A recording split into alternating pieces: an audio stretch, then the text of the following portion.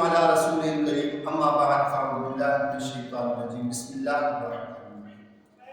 حضرت محترم، آئیے اس ویڈیو کے اندر ہم نے پچھلی ویڈیو کے اندر نماز کے شرائط یاد کیے تھے، اب اسی ویڈیو کے اندر نماز کے فرائض یاد کریں۔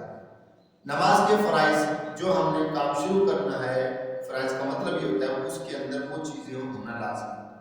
اب ہم نماز ادا کریں، نماز کے اندر کن کن چیزوں کا احتیاط کرنا اور کن چیزوں کو شامل کرنا یہ لازم ہے۔ توجہ فرمائیں، نماز کے فرائض ہیں 7۔ کون کون سے؟ نمبر 1 تکبیر تحریمہ، نمبر 2 قیام، قرات، رکوع، سجود، قاعدہ اخیرہ اور خروج بسنعہ۔ اب تکبیر تحریمہ پہلا نمبر جو ہے اس کی ڈیٹیل آپ کو بتاتا ہوں، اسی طرح اگلے کی بھی اسی طرح آپ سماعت فرمائیں۔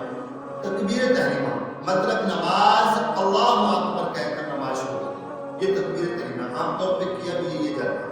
اور دوسرا نمبر ہے قیام، یعنی سیدھا کھڑا ہونا، ہاتھ ناف کے نیچے باندھ دینا ہاتھوں کو اور قیام کی حالت میں کھڑا ہونا، یہ نمبر 2 ہو گئے۔ اسی کے اندر قرات، تیسرا نمبر آ جاتا ہے قرات، یعنی اس کے اندر ہم نے جو چیز پڑھنی ہے، جیسے ثنا ہے، ثنا کے بعد تعاون تسمیہ اور سورۃ فاتحہ آ جاتی ہے، پھر آمین بسم اللہ سے جناب کوئی سی بھی سورت پڑھی ہوتی ہے اس کو قرات کہتے ہیں، تو ہم نے قرات کرنا، یہ ہمارے اوپر لازمی اور فرض ہے۔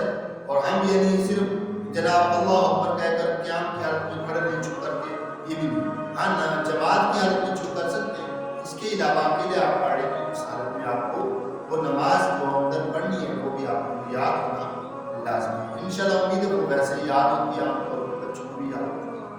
اب نمبر پہلا ہو گیا تکبیر تحریمہ، نمبر 2 ہو گیا قیام، سیدھا کھڑا ہونا، اور اسی کے اندر قرات کرنا، نمبر 3 قرات ہے، ٹھیک ہے نا۔ قرات کے بعد رکوع کرنا، فوراً رکوع کرنا، قرات جو ہی ختم ہو فوراً رکوع کرنا، ٹھیک ہے نا۔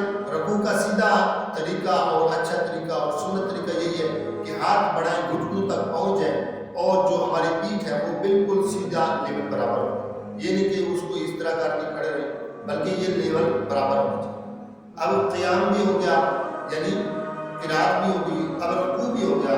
رکوع کے بعد ہم نے کیا کرنا؟ سیدھا سجدہ کرنا، رکوع اور سجدہ۔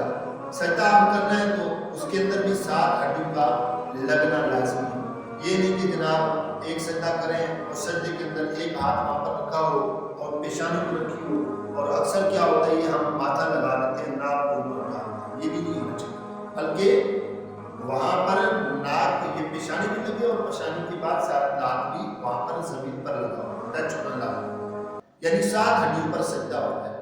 ایک یہ ہڈی ہو جاتی ہے، 2 ہاتھ، 2 گھٹنے اور 2 پاؤں، یہ 7 ہڈیوں پر سنت طریقہ یہ 7 ہڈیوں پر سجدہ ہوتا ہے۔ سجدے کا پہلا کیا تھا؟ تکبیر تحریمہ، قیام، قرات، رکوع، سجود۔ اب آ گیا قاعدہ اخیرہ۔